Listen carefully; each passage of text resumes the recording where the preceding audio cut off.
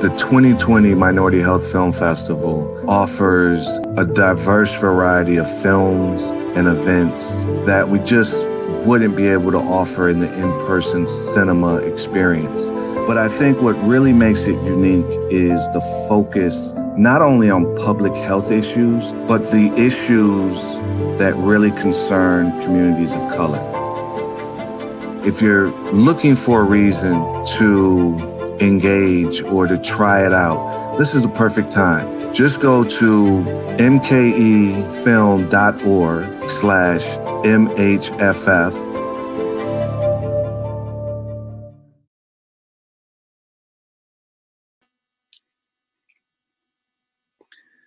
Hi, my name is Sam Coleman, and I am joined by Dr. Ruston and some wonderful students who had an opportunity to check out the film.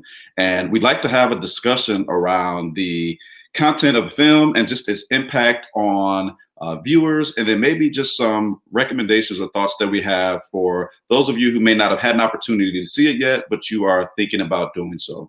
So at this time, I'd like to bring Dr. Ruston, Trinity, and Deanna on with me, and just like to get some introductions, just to know who you are, and we'll have a conversation again around the film, and then maybe just some thoughts and ideas that came to mind or come to mind as we discuss youth and screen time. And so if we can, maybe start with our students, and I just want to hear a little bit about who you are. So maybe if you could tell me your name, what grade you are in, and your favorite thing about this time of year, about the fall. So Trinity, why don't you start us off? Hi, my name is Trinity Turner. I'm in 8th grade, and my favorite thing about the fall is wearing big sweaters and being in my room and it being toasty and warm. Yes, yes. Good morning to you, Trinity. Deanna? Hi, I'm Deanna. I'm a junior, and my favorite thing about the fall is Halloween. Halloween. Thank you, Deanna. Good morning.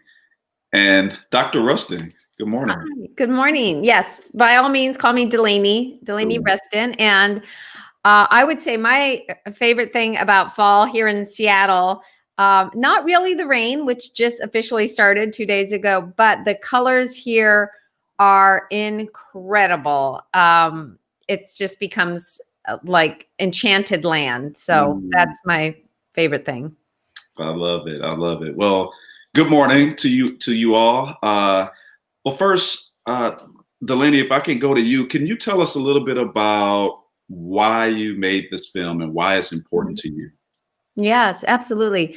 Well, I had made Screenagers, which does delve somewhat into social, emotional well-being, but I still felt like I wanted to look deeper at this issue, but particularly because things really hit home for me when my daughter Tessa started to be really sad and unmotivated, and weeks became months. She was in 9th grade, and I'm a physician who works with teens and adults, and I had no idea what to do. I mean, everything I did, I'd step in and try to problem solve, made things worse.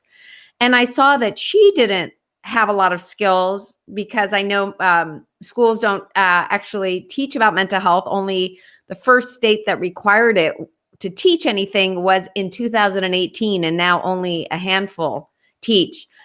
So I was thinking and looking around and looking at all the anxiety and stress and these issues and learning and knowing that there were skills. And yet so often teens would tell me their number one skill was just turning to a screen. And that could have its own issues. And I really wanted to look again at social emotional issues, but particularly around solutions for young people and for parents and teachers, adults in their lives, how we best support them. Mm-hmm. And then a follow-up question for that. So when I was looking at the posting for our discussion today, and I saw the name Screenagers, like that stood out to me. How'd you come up with the title for this film, Screenagers? It just kind of came to me, and I don't really know how. It did. It was, I was making the film originally, Screenagers, it was called Out of Control because I felt so out of control. but ultimately it changed to that. And then we really had a hard time with this second film, what to call it. We really Screenagers 2, and what we wanted people to understand that it wasn't a remake of the first one. It's really very different. And so a friend of ours came up with the idea of Screenagers Next Chapter. So it's actually the full title is all 3 words, and I think that really really hits it on the mark. And this continues to be an ongoing journey. We all know in our tech revolution, things are constantly changing, and there are so many conversations to have. The main goal with both films is for conversations with young people and adults. So I didn't want to make titles that would isolate either audience. Got it. Thank you so much. At this point, I want to pull Trinity and Deanna into the discussion. And by all means, as we have this discussion, feel free to jump in or react to or respond to each other's thoughts and ideas. You certainly don't have to wait for maybe a question that gets directed towards you. So I want to start with Deanna and Trinity, and maybe just hear from you before we talk about Screenagers. I just want you to just tell me a little bit about what your relationship is with your mobile devices, if it's a phone or a screen, iPad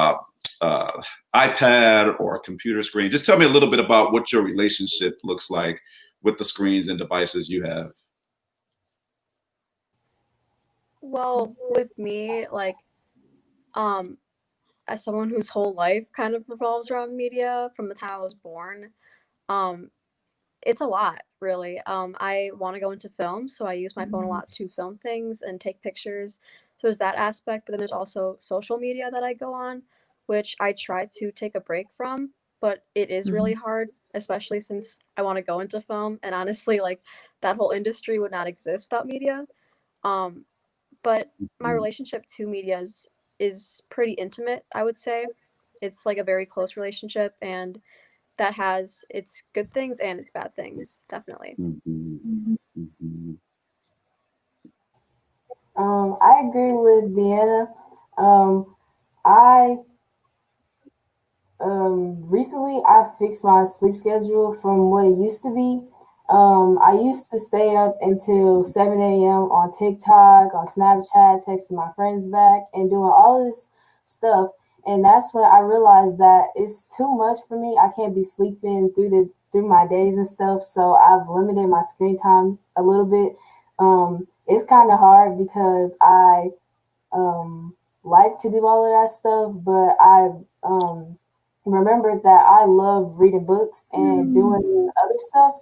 So my dad gives me books sometimes, and he tells me to read, and his library is right here too. And he gives me stuff to read, and he motivates me to stay off my phone and read books more and get back into what I love doing.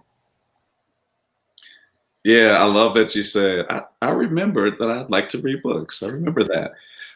So you mentioned something about sleep schedule, and Deanna, this is for you as well. So in the film, in Screenagers, there's a portion that talks about the importance of sleep, and sometimes how sleep is interrupted by youth and teenagers waking up to check their phone or to check how many snaps they may have gotten through the night.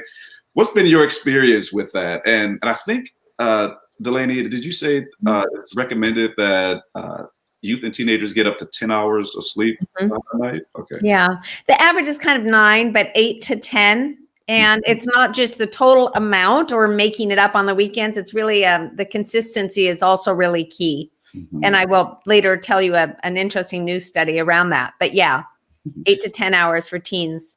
So let's talk about that. Is that 8 to 10 hours, Deanna and Trinity, is that typical for you? And when you're using your devices or screens, like, does that break up your sleep schedule and sleep time?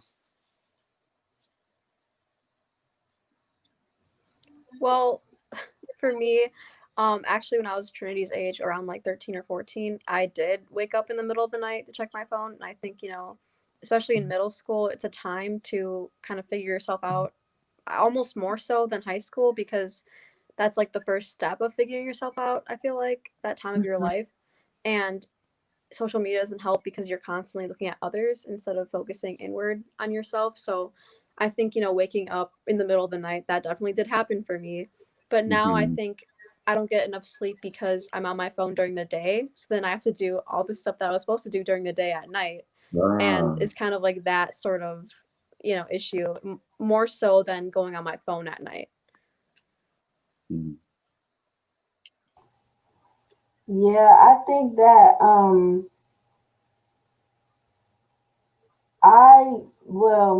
when I first started school, I wasn't used to being alert in class and doing all of this stuff. I was used to being on my phone.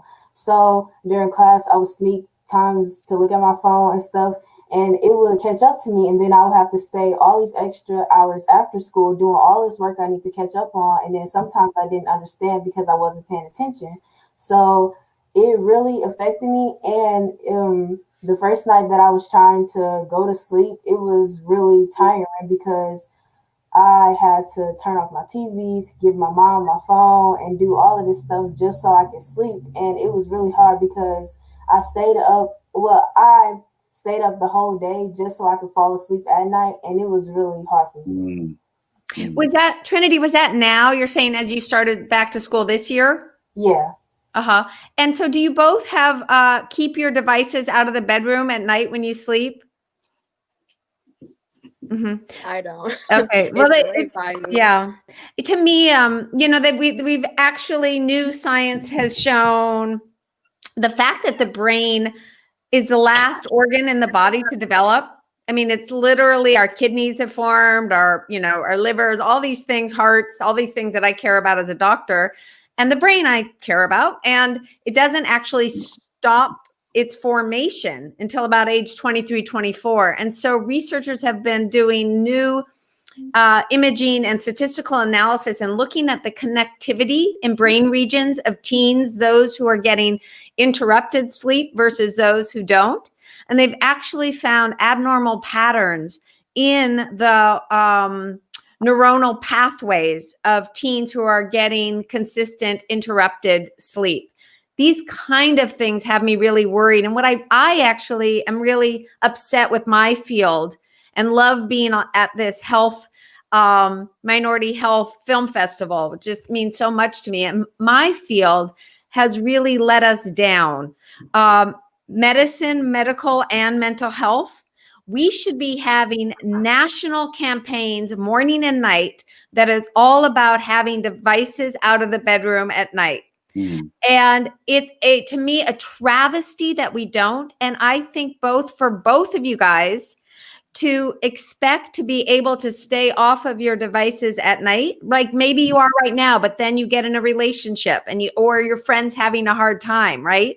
So it's going to come in waves. It's too much in the intensity of the social world that you're in to ask that of people. And yes, so, I mean, obviously everyone's going to be different, but I will hope that if anyone's impacted by watching this, I hope you guys consider saying it to your parents, let's have this, or your care providers, out of the room every night. And if you were a parent and you had a 13 or 16-year-old, how would you kind of consider doing it? So you can see I get very emotional about this because I think it impacts everything, academics. And the interesting thing is, as you sleep better, you're more able to concentrate in the day. So yes, you might be on your device a lot, but then when you get to the study period, you can focus better, and you actually end up even getting more sleep because you're not staying up as late. So food for thought. So let's talk about this. So I apologize. Oh, go ahead, Deanna. Deanna, go ahead.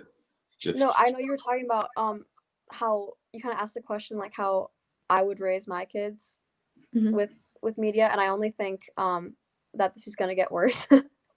Like the addictions that people have, and the like social media aspect of the media, like that's really fast paced, and technology is really fast paced, and it's just gonna keep getting more and more. And I think people just need to be more mindful of how much time they really spend on social media, because it not only affects your conscious mind but your subconscious mind, and you get really anxious, and I know that kids can't discern like reality from fantasy until age 7. Mm-hmm. So I kind of swore to myself, like, I won't raise my kids to even look at like YouTube at all. Like, I want them to be coloring. And I feel like, you can't get a phone until 14. I know that sounds like really weird now to say, because like I had a phone at age like 12, but it's detrimental, I feel like, to growing up. And, I want my kids to have like the childhood that I had, where we didn't really have like YouTube and all that sort of stuff. Like, we went out on bike rides, we colored, and I'm sure other kids have had different experiences if they've been surrounded by media, but I really enjoyed that experience, and I would want to give that to my kids, if that makes any sense. Absolutely. Wonderfully put. Thank you. Yeah. I have a question, and Trinity, I guess we can start with you because you are 8th grade, right?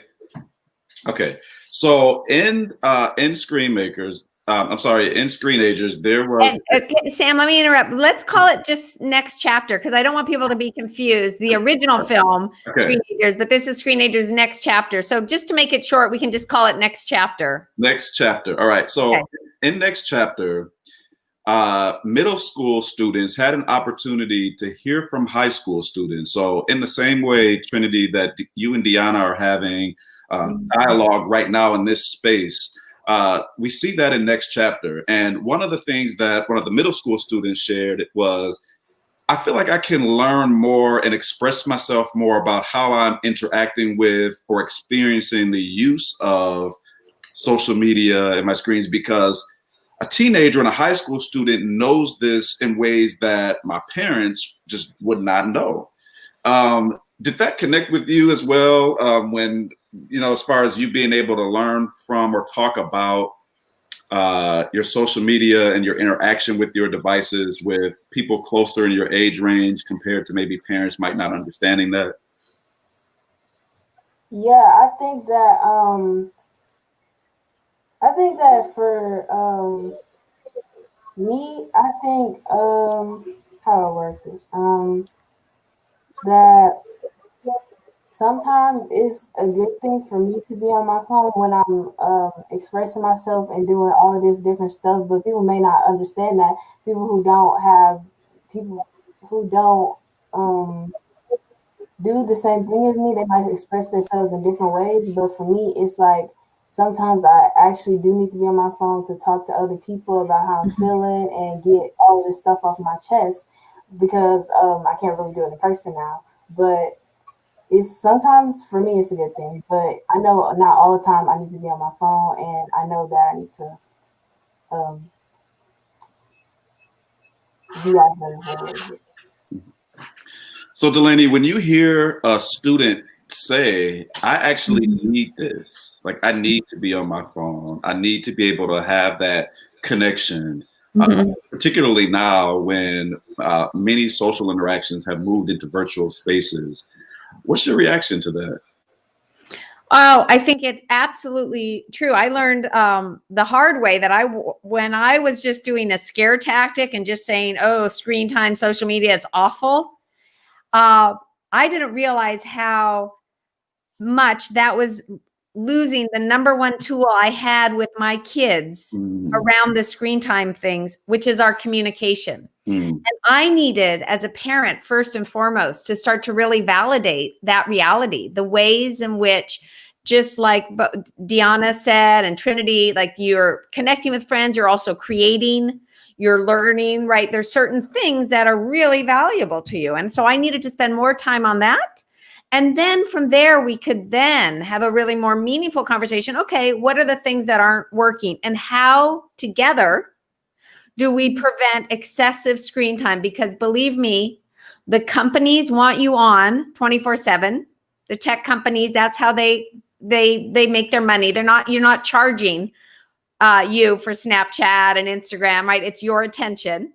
So they're going to do every little thing. You're waiting for a text, they're going to see little dots so that you know to stay on. They're going to just, they're in everything, whether it's snaps, is about keeping your attention. Meanwhile, you have a lot of friends and you want to respond to them. You're loving and you want to respond. Meanwhile, there is a million creative TikToks. I mean, whatever it is, it's nonstop. And the movement with Screenagers and Screenagers Next Chapter is how do we work with young people in a way that's validating that, yes, you're connecting with friends and these are all important. And how do you make sure that you are off screen so you can connect with your sibling or connect with your parent in a meaningful way?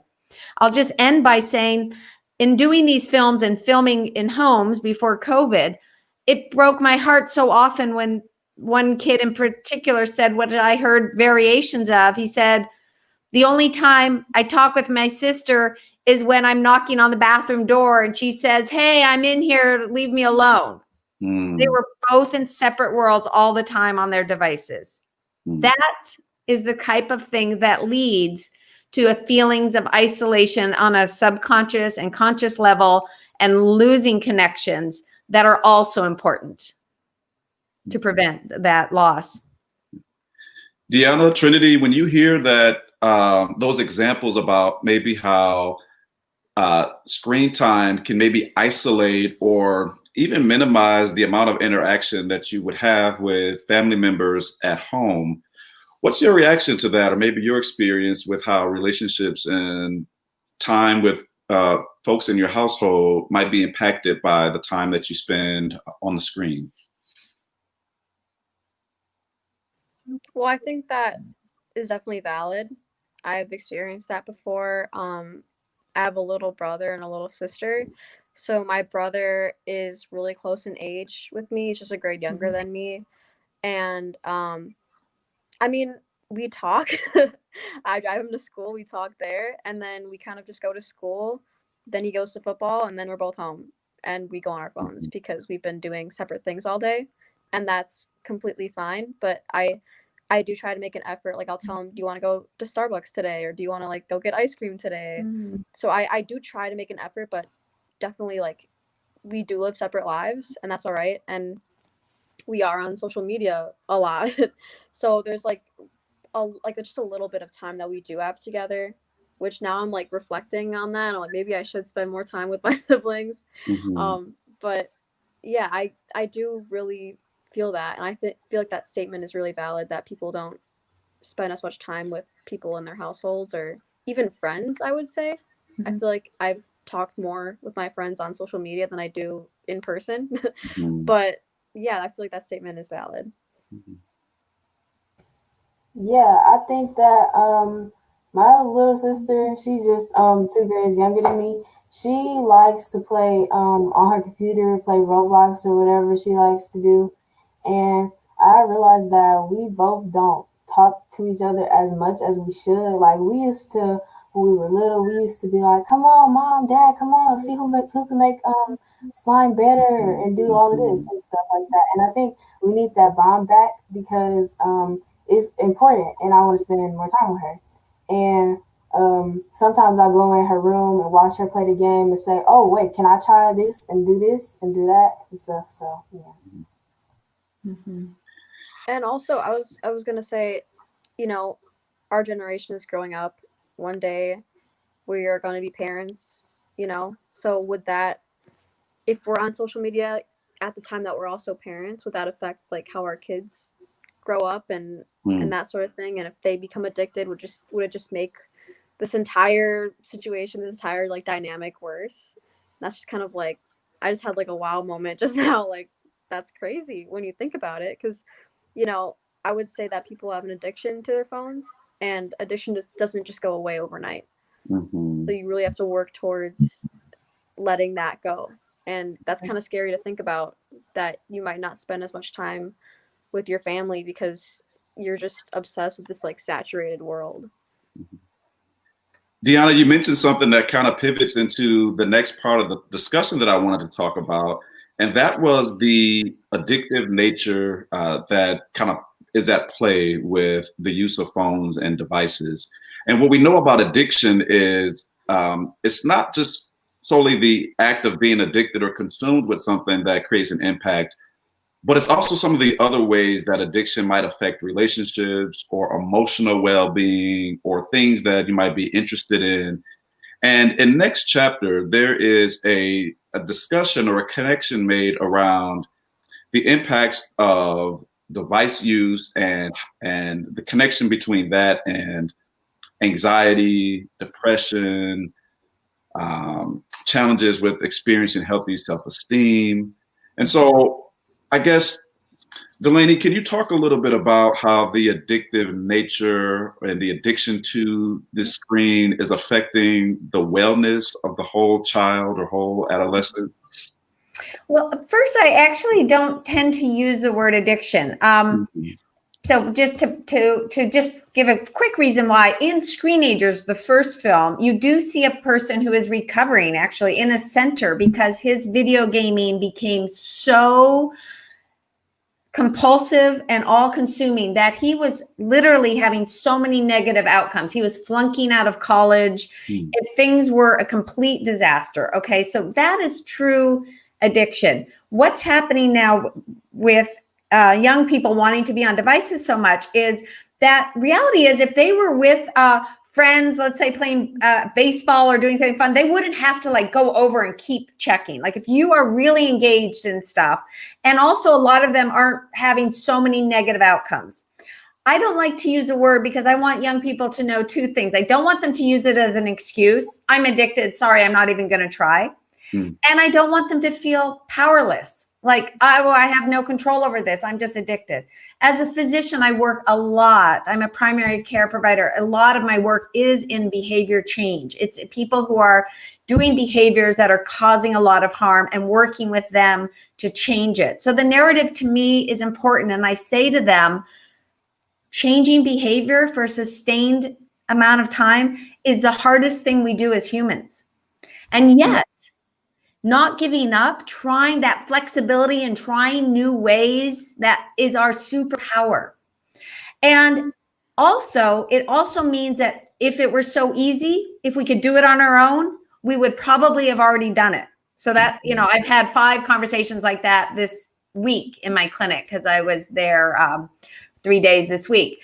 And the reason I bring that up is I want both. I want the school and the home and the parents and others to set up systems. I think it is too much to put on young people to say, you just figure it out. In fact, when I started this journey 9 years ago, my husband said, well, they just need to learn on their own. And I said, I wonder if we're setting them up for failure. And the reality is certain young people are going to experience not full on addiction where they've lost everything, but they are having negative hits, like we said. So what your question was, how is this impacting mental health? Just like Trinity said, there's lots of positive things, right? You get to reach out to a friend. You get to look up depression if you're not sure what it is and your school is not teaching it. You get to find an affinity group that really speaks to you. For example, you get to find joy if you're feeling low. You get to like kind of just distract yourself and watch some funny videos. The flip side is you're no longer being a reader. So you don't get to kind of feel like, hey, I'm a reader. Your grades are starting to slip. You're not seeing a friend in person and having a conversation in the way that you did before. You're not having access to after school program that makes you feel like, yeah, I'm challenged. This is hard, but I'm getting better at it. It's these subtle things that are being displaced. That is my major concern, including sleep, more so than the attention of it's cyberbullying. It's what you're seeing. Now, it can happen, and you can have stuff that happens online and you go into a depression or you feel anxiety clinical. And I'm not saying that doesn't happen, but primarily your brain is going to find things that are trying to make you feel pretty good. You will get triggered. You'll see a friend and you'll get jealous and whatnot, but then you do something else and you start to go this way and try to feel better. But to me, the movement is very much having these conversations about what triggers and how to decrease that. How do you unfollow people that you don't want to? But most importantly, how do you create a life full of time also off of screens where you're making sure to have all these things? And finally, when you are on screens, how do you make it the best time possible? And I love, Deanna, that you said you are using it as a creative tool. And that gives you a lot of feeling of self-competence and creativity. And it turns out that only 3% of time on screens in general is content creation. That means most of what young people are doing are consuming. They're consuming other people's video games, other people's shows, other people's videos, other people's images of what is beauty, what is this and that, as opposed to creating and bonding in a way that is wealth, inner wealth fulfilling. Delaney, let me ask you this, and then I invite Trinity and Deanna to chime in. For parents who have concerns about the amount of time their children are spending on their phones, what could a parent do right now today if they're watching this video and they're saying, many of these concepts that I'm hearing resonate with me, and I do have some concerns about the amount of screen time my child is having. What could a parent do right now? Well, I think first, if it's World War III in the home, because it can be really stressful, I say to people, spend 3 days as a parent just talking about the wonderful things about our tech revolution and validating with your kids and teens. Show me the things you love. Let's look at those things together. If you know, like, oh, let's watch a funny video. What are the things you love? So first, validate. Mm-hmm. The second thing from there is to then maybe say as a parent, you know, be humble. You know what? I didn't realize the degree to which technology companies, in terms of all of this amount of time, I'm responsible as a parent for your well-being to work with you.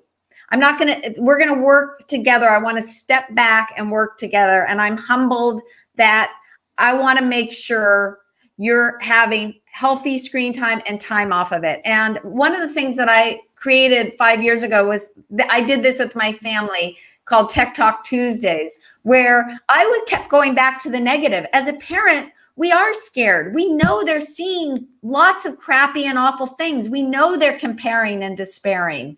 We know these things. It's really hard to be a parent in these times. Believe me, we love our kids so much and we love our students. And it's really easy to go to that negative place and that scare tactic. Mm-hmm. And we hope that the scare tactic will work. And as a doctor, do you know how much I wish scare tactic works? It doesn't. But they don't work, right? So what we want to do, and I created Tech Talk Tuesdays. First, once a week, we talk about something positive about technology in our lives, a new app, a connection. And then we look at, okay, through our values, what are times that we're going to be off of it and talk about different issues in technology, or we talk about, what are we seeing around Black Lives Matter or health issues or fake news around vaccinations. So that I would encourage parents to go to the Screenagers movie website, look up Tech Talk Tuesdays, and consider having a short conversation once a week. It doesn't have to be Tuesdays. And really don't start right away with like, okay, this huge new rule. Start for a couple of weeks on these discussions and really build that connection. There's no rush in this, but it's about the connections. I have a new book also coming out in a couple weeks called Parenting in the Screen Age, which is all about a guide for calm conversations, productive conversations, all about this. I spent a long time creating the book, but it is because you can see how animated I get about this. It just won't go away. 9 years doing this work. I feel so passionate and so fortunate to get to talk with Trinity and Deanna today, because I love young people's voices and I want them to have the healthiest development possible. And we got to, like you said, Deanna, do this together, because what does that mean now as a parent? You're going to be a parent. If you then, how do you manage this? It's so important to be talking about this and showing films and having film festivals like this one that is saying, hey, this is important stuff. We want to talk about solutions. So that is what I would recommend to parents. I love that you led in with the importance of validating the ways that teenagers and young folks are using and experiencing their technology and their participation in the social and virtual world. And also, just want to reiterate when you said, and rather than coming in strong with rules, because that typically will not be successful, it's not productive, having that conversation and building that sense of understanding. So did I capture that right as a couple of highlights that I think parents can be thinking about when they approach this topic or a conversation, validating the experience, and rather than coming in with the rules, maybe learning, listening, and kind of in a participatory way, engaging in a discussion.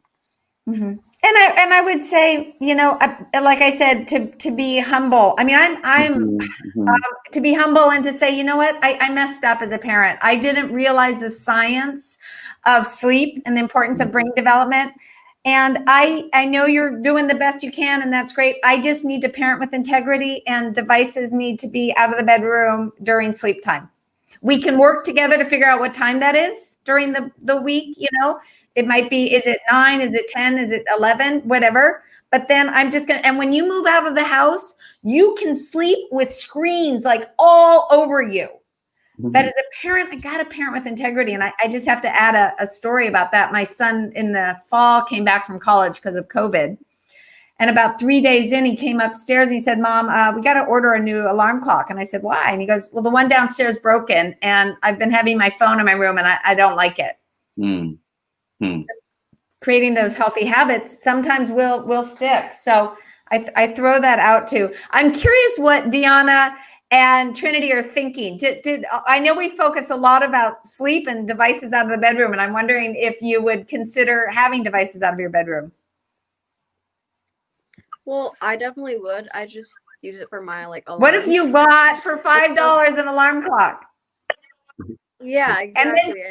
And that's kind of like, it was just convenient, to have it there. So it's just like, oh, okay, I just wake up. But if it's just, okay, I'm just going to empower you to consider, because with sleep deprivation makes depression feelings, negative self-talk more, depression feeling more, eating more junk food, concentration less, stress levels up.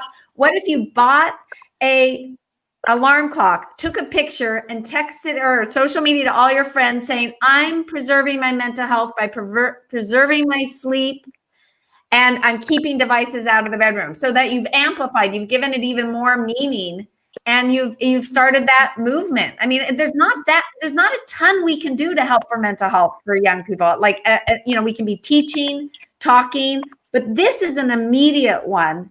So I'm just throwing this out to you guys. It makes such a difference.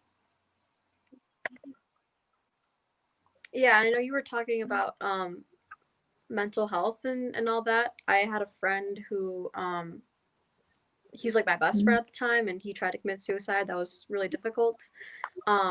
He was someone who used phones a lot to kind of escape from issues, and then also used different like substances and all that, and tried to kind of get out of his world that he was kind of dealing with, extreme depression. And just from that point of view, I think what is on the screen is not necessarily like the time or the behavior that we have, but more so what we consume.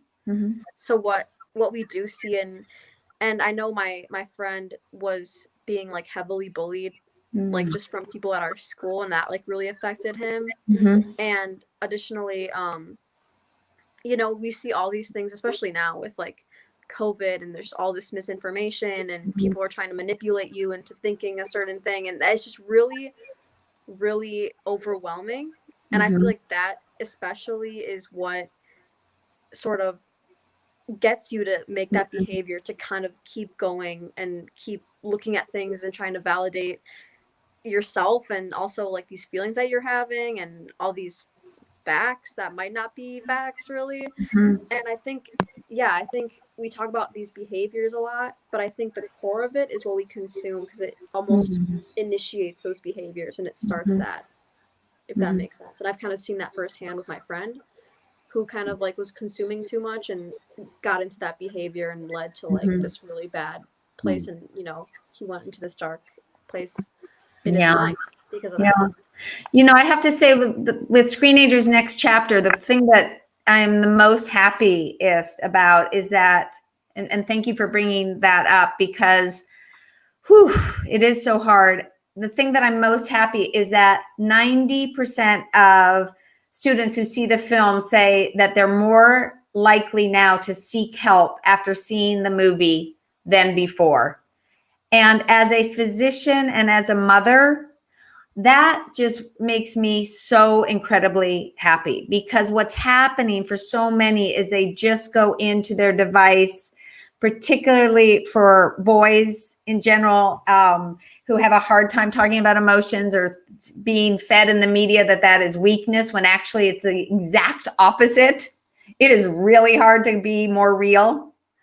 And so that's why the film looks at all of these different stories where people are having the courage to be more real, and therefore making new connections and getting the help and getting better, as opposed to the number one thing teens do when they're feeling bad, they tell me over and over, is just to distract themselves and to just go onto screen time. And as you mentioned, research shows us that they're more vulnerable to the negative of social media when they're in that low place. And as you said, Deanna, social cruelty can happen online. I do not mean to say that it isn't. And now, I know Sam and I were talking about this before our discussion, is particularly the media is so negatively saturated. It is intense for all of us. And I'm wondering for both of you, just to be seeing Black Lives Matter, people being killed on screens, just that intensity of our culture and the vaccine, the issue of COVID and not yet having a vaccine. Wonder if you guys could speak about how that is impacting you, and are you able to, you both mentioned to be able to take breaks, but what other solutions have you found to mitigate all the intensity and negativity that can happen by being on your phones and devices?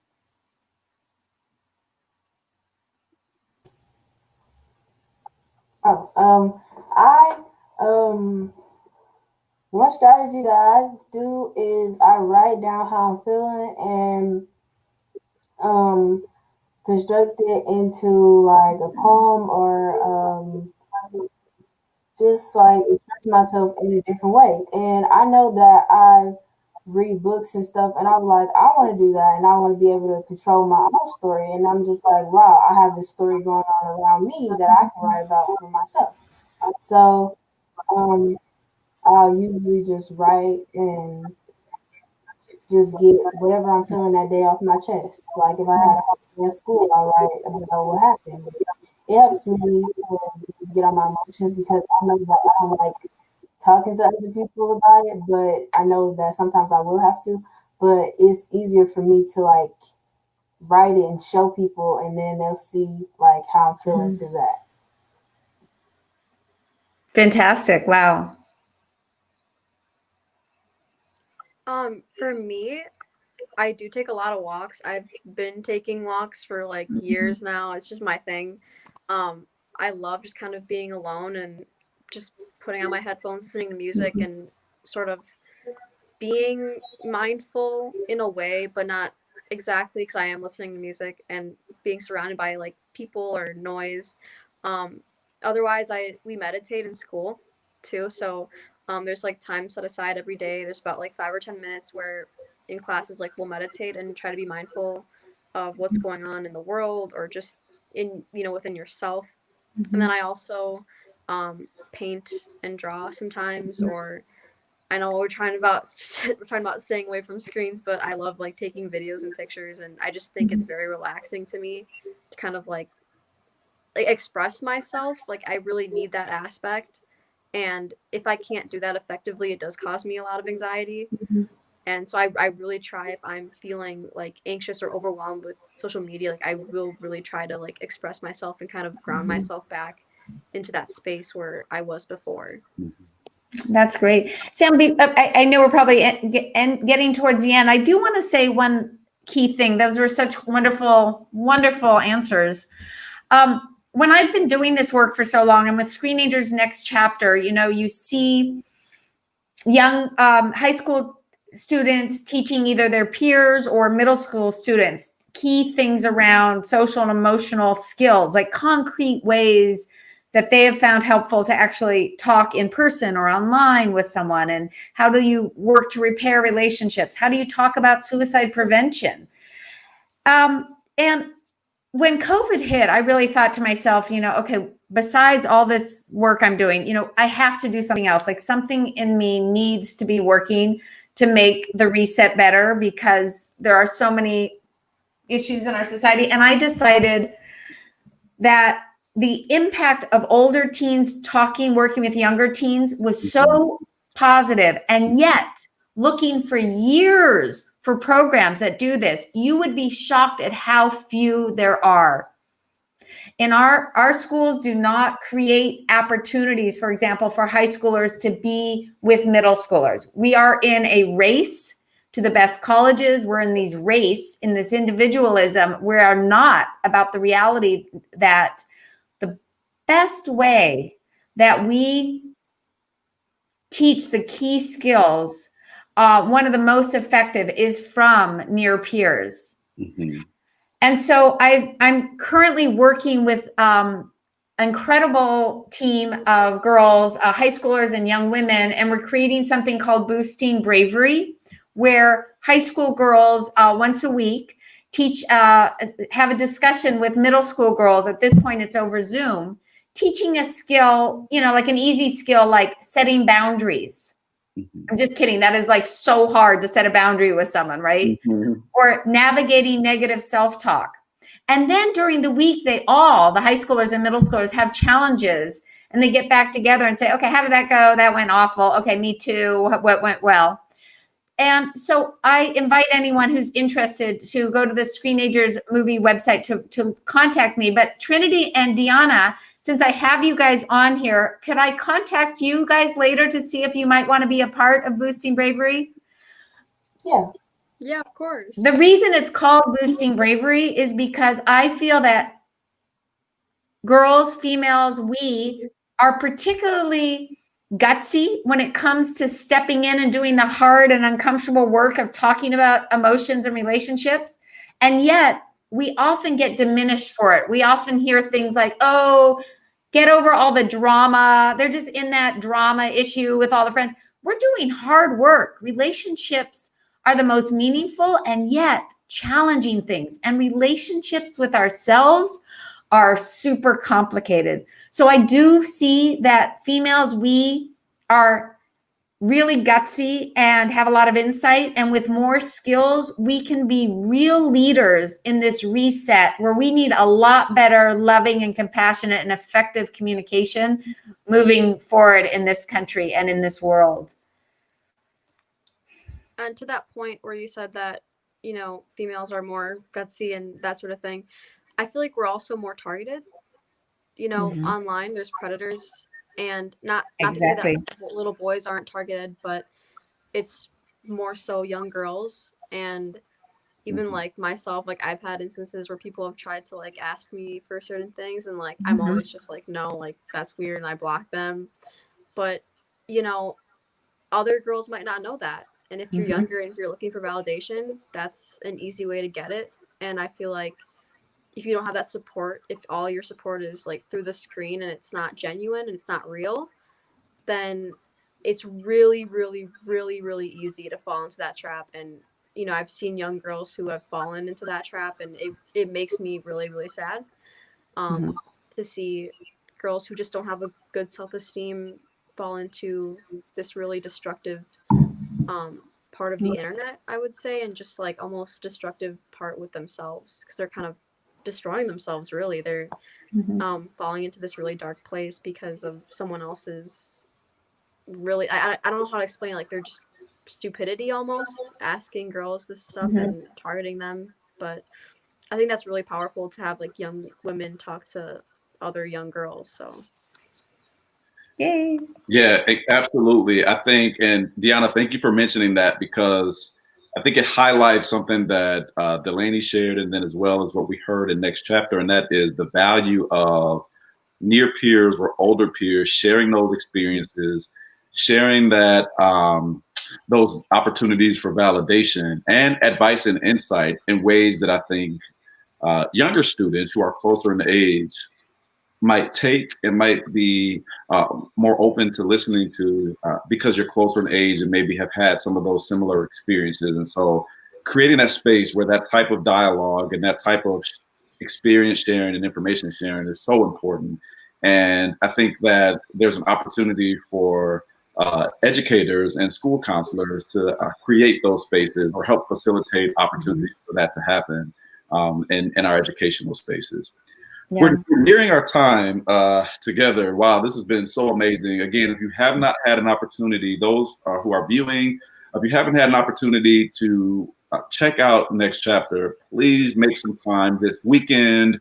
This is not something that we can put off. This is not something that we should say, like, I'll do it when I have time. Make some time this weekend. This is for our parents, for educators out there, and our young folks. Like, this is so important. So make time to not only take a look at Next Chapter, but then also have some follow-up discussion with maybe your friends or coworkers or even those who you live with. So important. We have some comments and some questions from our viewing audience, and I'd like to take a few moments for those comments and questions to be recognized. And so if we could at this time maybe highlight those, if we have an opportunity to maybe look at them and then respond. So one question or comment says, I have a 9-year-old daughter attending Atwater School in Shorewood. What age should I consider buying her that first phone? Mm-hmm. Delaney, what do you say about that? Well, I get asked that question a lot, and I think there's different issues. One is having a phone just so that if they're walking and they need to reach you kind of thing. That's different than social media. So there is just the purely phone aspect of texting to their parents. And every family has different safety and issues. I'm always wait longer as possible. Once you're talking about social media, that there's kind of, in my new book, I talk about the kind of conversations to have before getting social media with a phone, but to think of it as a very much stepwise. So whether that's age 14, 13, 12, whatever age it's going to be, some start younger. We know that there's that it's completely tricky as a parent because you don't want your kid to be completely isolated, not having things, but you also are worried about the risks that we talked about, social cruelty, predators, compare and despair. But the key is you can start with one thing, maybe texting, and you're saying, okay, I need to be seen what's happening. We need to be talking. And then over time to see how that is going to then add on to it. The key though, and this is really important because I messed this one up, is that to be letting them know, hard things can very well and will happen, if not to them, to other people. And you want them to come to you. I fortunately in Screenagers, you see a story where the daughter who did send a picture in a bra, like Deanna, you were inferring, because she liked this boy and she wanted, and he was asking, it got around school and the girl was devastated. And yet the hardest part, she said, was she didn't feel she could tell her mom, and she didn't. She was so worried that her mom would judge her poorly, but particularly that her mom would take away all of her social media and all of her screen time. So we want them to know they can come to us. Would love all teens not till 14 to not have social media in an ideal world? Sure, that would be great. But it's tricky. And so sometime in middle school is when they do, but it's not an all or none of what they get, as well as the time that they're on it. So that's where all of this work is about. However you decide to do it, And if you go to Tech Talk Tuesdays and look up cell phones, I've written a lot on this topic because it is a big topic, and so wonderful that you're here and asking that kind of questions to people. I think it's so important, Delaney, that you mentioned that just because a child might have a cell phone, it doesn't mean that they have to have all of the apps that, and I'm thinking about now with my boys when they got phones, like they put everything on it right away. Instagram, Facebook, like all the apps right away. And Trinity and Deanna, I don't know if that was your experience too, but it was kind of like, oh, you get a phone. And so like, here are all the things that go on it right now. And I think it's so valuable for parents to have that conversation and to start with maybe like this phone is for texting, it's not for Facebook, or it's not for Messenger right now. And then maybe introducing some of those apps and social media opportunities as time goes on or as the person gets older. Yeah. Yeah. And Sam, I'd love to, your work as a counselor and doing curriculum and all this work, I'd love to be in touch with you as well about boosting bravery and your ideas about other ways we're bringing people together. And I wonder, in your school community, was there anything in Next Chapter that resonated or what you guys are doing, or you would like in the reset, I call it, when we're, more back together, what you would want to see more of? Dealing with stress, anxiety, and isolation, all the issues that we know young people face at times.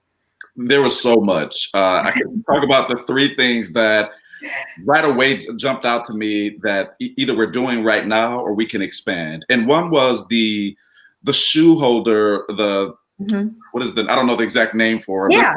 Is it a shoe holder that hangs on the door, and students will place their phone in that shoe holder when they come in the classroom.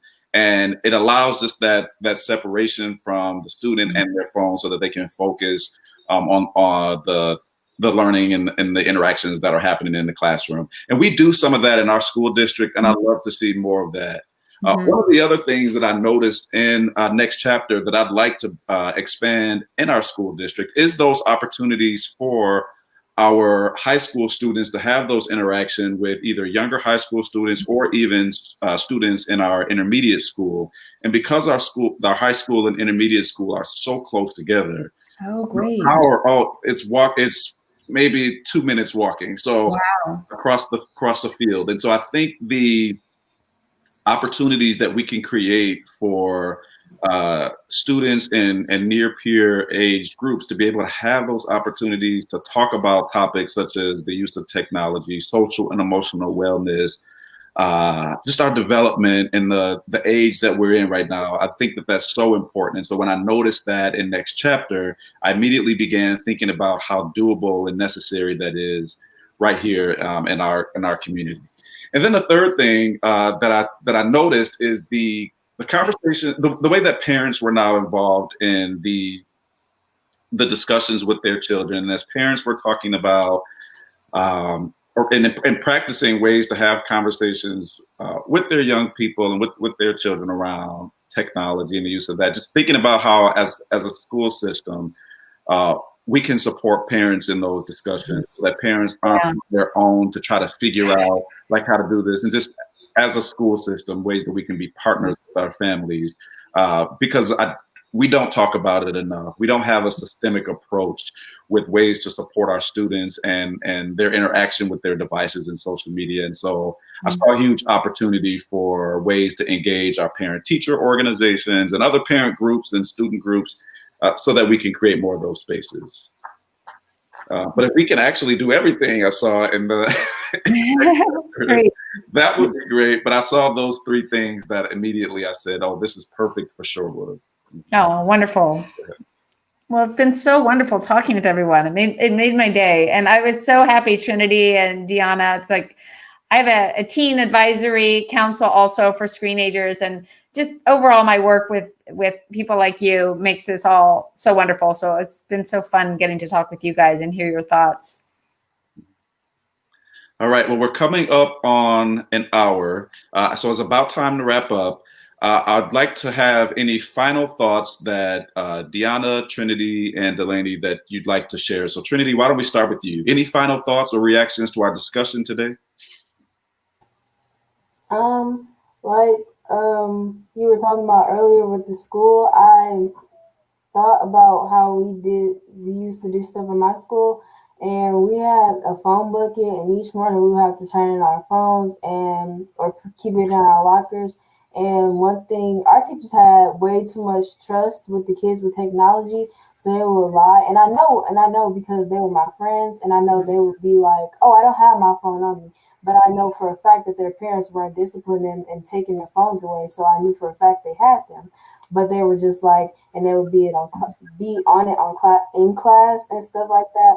And I know for me, I just turn it off and put it in my locker. It's not really a problem for me because what do I need to be on my phone in school for, anyways? But yeah, and then they give a lot of trust with the kids, and there was an incident happened where they got our passwords to our Google accounts, our school Google accounts, and we had to all get ours changed and stuff. And that's one thing that I was just like, it was different because like that, it was like, why were they even doing this and stuff like that? And it was just, yeah. Yeah. Thank you for sharing that. Deanna, final thoughts or final reactions to our discussion today or the film Next Chapter? So I would just like to thank you, Dr. Ruston, for creating the film. I think it was very accurate, and I know you were talking about your daughter Tessa in the film and how you were trying to help her, and I feel like it added just a lot of weight to the story and to the information that you were giving, because at that point, like, I knew you were coming from a good place, trying to help your daughter, and I think it's going to help a lot of parents sort of try to navigate that, and it really just made me reflect on myself and my habits, and also like how I would navigate being a parent myself, later on. And yeah, I just really, really enjoyed it. And I honestly, it gave me like a new perspective, for media, and I really appreciate that. Oh, thank you. Thank you. And Dr. Ruston, as you close us out with your final thoughts, can you also share how people might get in contact with you, how they can access Next Chapter, and then ways that questions might be able to be fielded to either you or your team as they are either watching this discussion right here or the film later? Yeah. Well, both films are at screenagersmovie.com, and there people will find a podcast that I have, which is all about, again, engaging youth and adults in conversations. So I might ask if Deanna and Trinity, if you guys want to be on the podcast. So it also have about the book. It has the Tech Talk Tuesdays where you can search any topic that we've talked about. It also has a way for the day, which is a couple of years ago, we started a campaign with all sorts of tools for parents and counselors and anyone to go to their school schools that didn't have phones put away, like we were just talking about, and the research and all sorts of resources. And people have been able to get their schools to actually have the phones put away for the day. So you'll find that campaign there, all sorts of other things. So to me, that's really the number one takeaway that I want people to know, and to know that they can see Screenagers Next Chapter with their kids and Screenagers. And in Screenagers Next Chapter, there are a ton of stories with skills and strategies embedded, which are for parents as well as young people. And as it deals with everyday stress issues to more painful anxiety, depression, but it's really pertinent right now with COVID in such a key way that I hope people will be inspired to see the film and get resources. And at the Screenagers Movie website, under contact, that's how they can reach me. Perfect. Thank you so much. Dr. Ruston, thank you for the work that you're doing and creating this opportunity to bring this conversation into a space where Deanna and Trinity could contribute. It's been such a pleasure. I'm going to ask you all to hang on for 1 second while we transition from our live stream. And again, those who are watching, our viewing audience who are watching live, thank you so much for taking time out of your day to engage in this information. And again, if you have not already, make time right away to check out the next chapter. Thank you so much.